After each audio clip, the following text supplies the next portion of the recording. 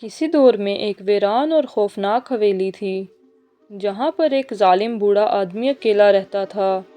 اس کا نام کریم تھا اور وہ اپنے تلخ مزاج اور خوفناک فطرت کی وجہ سے مشہور تھا۔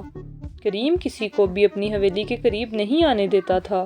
آس پاس کے لوگ کہتے تھے کہ کریم کے دل میں نہ تو رحم ہے اور نہ ہی کسی قسم کا احساس۔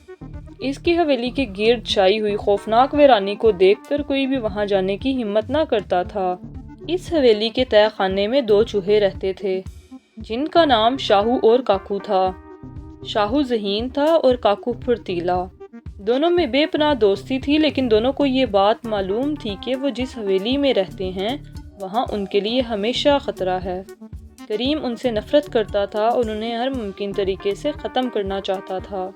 ایک رات شاہو اور کاکو اپنے بل میں بیٹھے باتیں کر رہے تھے کہ اچانک انہیں کچھ آوازیں سنائی دیں۔ یہ کریم کی آواز تھی جو کسی سے بات کر رہا تھا، لیکن وہاں تو کوئی اور رہتا ہی نہیں تھا۔ تو کریم کس سے بات کر رہا تھا؟ یہ جاننے کے لیے دونوں چوہے دبے پاؤں چلتے ہوئے اس کے کمرے کے قریب پہنچے اور دروازے کے سوراخ سے اندر جھانکنے لگے۔ کریم ایک خفیہ صندوق کے سامنے بیٹھا ہوا تھا جس میں سونے کے سکے اور ہیرے چمک رہے تھے۔ اس کے چہرے پر ایک ظالمانہ مسکراہٹ تھی۔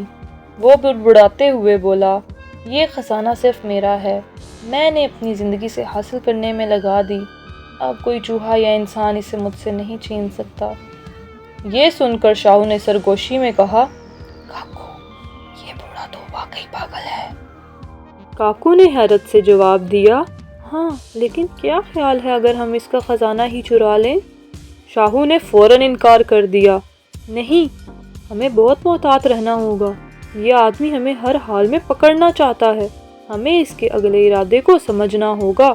اگلی صبح کریم نے طے کر لیا کہ وہ ان چوہوں کو پکڑ کر ہی دم لے گا، کیونکہ اس نے رات کو چوہوں کو اپنے دروازے کے باہر دیکھ لیا تھا۔ اس نے جگہ جگہ جال بچھا دیا اور کھانے میں زہر ملا دیا تاکہ جیسے ہی چوہے کھانے کی طرف آئیں وہ ہمیشہ کے لیے ان سے نجات پا لے، مگر شاہو اور کاکو کی عقل مندی نے انہیں جالوں سے دور رکھا۔ کریم کی ہر کوشش ناکام ہو رہی تھی اور اس کا غصہ بڑھتا جا رہا تھا۔ دوسری طرف شاہو اور کاکو نے فیصلہ کر لیا تھا کہ وہ بوڑھے کا راز جان کر ہی رہیں گے۔ وہ رات کے وقت دوبارہ اس کے کمرے کے قریب پہنچے اور اس کی حرکات و سکنات کو غور سے دیکھنے لگے۔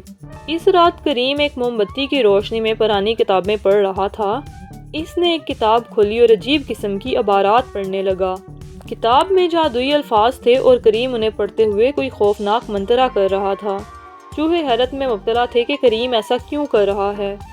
تھوڑی دیر بعد کتاب میں سے ایک دھواں سا نکلا اور اس کے ساتھ کریم نے سرگوشی میں کہا، میں نے اپنی روح اس خزانے کی عوض بیچ دی ہے اور اگر کسی نے اسے چونے کی کوشش کی تو میں اس کی جان لے لوں گا۔ شاہو اور کاکو کو کریم کی باتوں سے خوف محسوس ہوا، لیکن تجسس نے انہیں وہیں رکنے پر مجبور کر دیا۔ اگلے چند دنوں میں شاہو اور کاکو نے کریم کو پاگل کرنے کی ترکیبیں سوچیں۔ انہوں نے کریم کے سونے کے کمرے میں شور مچانا شروع کر دیا اور اس کی قیمتی چیزوں کو چوری چوری ہلانا شروع کر دیا۔ کبھی کبھی وہ اس کے صندوق کے پاس سے شور مچاتے ہوئے بھاگتے جس سے کریم کو لگتا کہ چوہے اس کے خزانے کے قریب پہنچ گئے ہیں۔ کریم ان چوہوں کی حرکتوں سے اس قدر تنگ آ گیا کہ وہ اپنی ہی حویلی میں خوف محسوس کرنے لگا۔ وہ رات کو اٹھتا اور اندھیرے میں چوہوں کو پکڑنے کی کوشش کرتا، لیکن شاہو اور کاکو اتنے ہوشیار تھے کہ اسے ہمیشہ دھوکہ دے دیتے۔ ایک رات کریم نے طے کیا کہ وہ ان دونوں چوہوں کو زندہ نہیں چھوڑے گا۔ اس نے اپنی کتاب سے ایک جادوئی منتر پڑھا اور پورے تہہ خانے کو زہر سے بھر دیا۔ اس کا خیال تھا کہ زہر پھیلنے سے دونوں چوہے مر جائیں گے، لیکن شاہو اور کاکو نے پہلے ہی زہر کی بو محسوس کر لی تھی اور باہر نکلنے کا راستہ ڈھونڈ رہے تھے۔ کریم نے جیسے ہی زہر کا منتر مکمل کیا، اس کا اثر خود اس پر بھی ہونا شروع ہو گیا۔ اس کے جسم میں لرزش ہونے لگی اور وہ چیخیں مارتا ہوا زمین پر گر گیا۔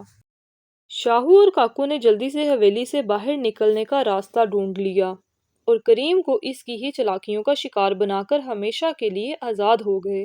حویلی کے آس پاس کے لوگوں نے اگلی صبح دیکھا کہ کریم مر چکا تھا اور اس کا خزانہ بھی غائب ہو چکا تھا۔ اس کہانی سے ہمیں یہ سبق ملتا ہے کہ ظلم و ستم کے ذریعے کچھ بھی حاصل نہیں کیا جا سکتا اور بعض اوقات معمولی سی مخلوقات بھی بڑے ظالموں کو شکست دے سکتی ہیں۔